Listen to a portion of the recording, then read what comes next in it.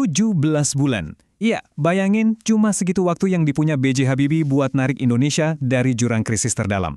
Hasilnya, rupiah yang tadinya hancur lebur tiba-tiba menguat tajam. Inflasi puluhan persen anjlok dalam sekejap. Hari ini kita bakal membedah salah satu pemulihan makroekonomi tercepat dalam sejarah modern. Tapi tenang, ini bukan sekedar puja-puji. Kita bakal lihat secara objektif. Sejenius apa sih strateginya dan apa harga mahal yang benar-benar harus dibayar bangsa ini untuk keajaiban tersebut. Angka 17 bulan ini krusial banget. Secara logika aja nih, mustahil rasanya bisa membalikkan krisis multidimensi seberat itu dalam waktu sesingkat ini. Tapi faktanya, di bawah tekanan yang benar-benar gila, kebijakan-kebijakan yang dieksekusi di jendela waktu sekecil ini sukses mengubah arah ekonomi kita selamanya. Kalau kita ngomongin angka makro, manuver beliau ini bisa dibilang jenius banget.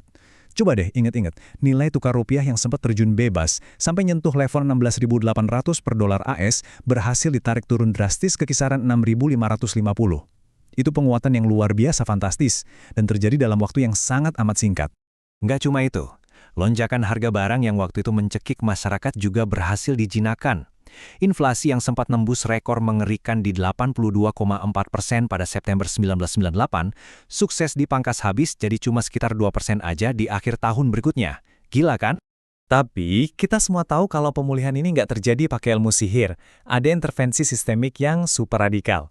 Nah, buat dapetin gambaran utuhnya, kita harus lihat dua sisinya nih.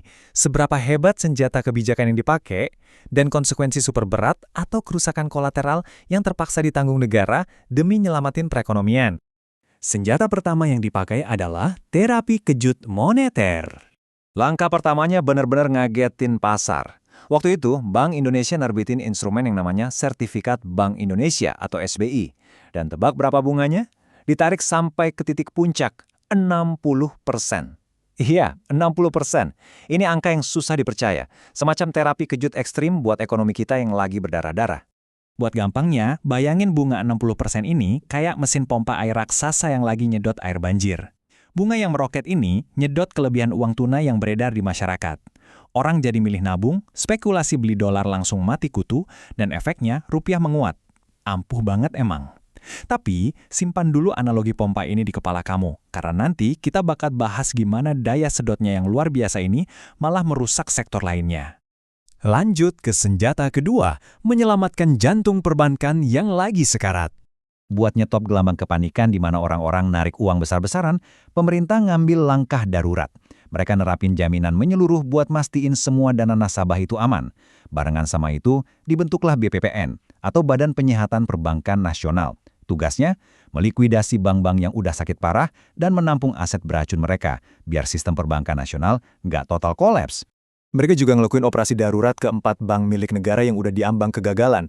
Bank Bumidaya, Bank Dagang Negara, Bank Eksim, dan Bapindo dilebur dan dijahit jadi satu entitas raksasa baru yang lebih tangguh, yang sekarang kita kenal sebagai Bank Mandiri.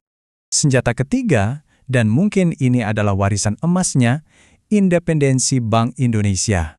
Dari semua manuver yang ada, pengesahan Undang-Undang Nomor 23 Tahun 1999 ini menurut saya adalah warisan reformasi struktural terbesarnya Habibie. Lewat UU ini, Bank Indonesia dikasih independensi penuh secara politik dan institusional. Artinya, udah nggak ada lagi tuh yang namanya intervensi.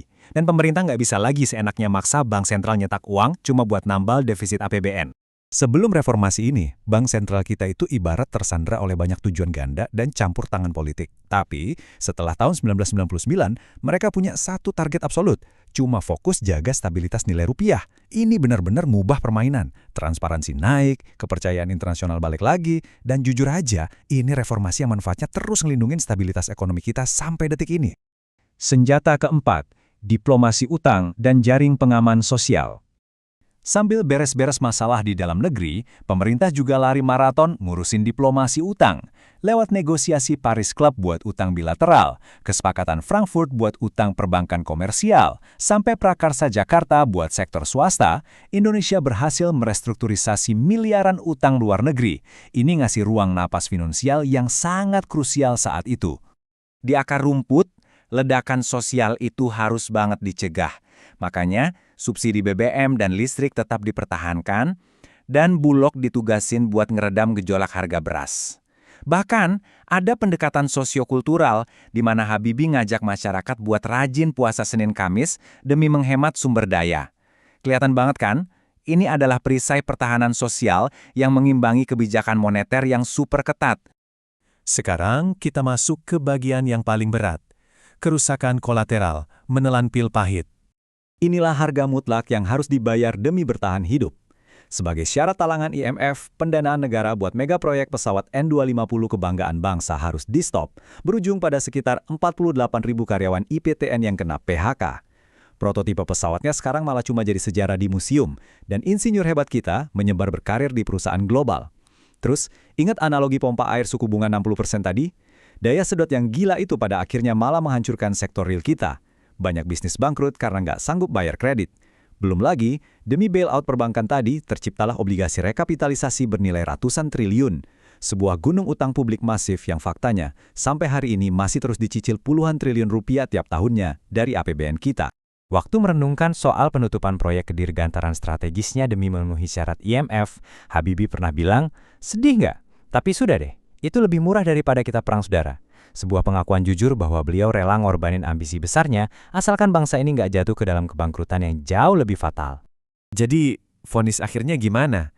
Kejeniusan atau tragedi? Kita harus lihat temuan ini secara objektif. Fakta makronya jelas. Beliau sukses nambal kapal Indonesia yang hampir karam. Tapi, buat cegah kapal itu tenggelam, banyak banget kargo berharga yang terpaksa dilempar ke laut.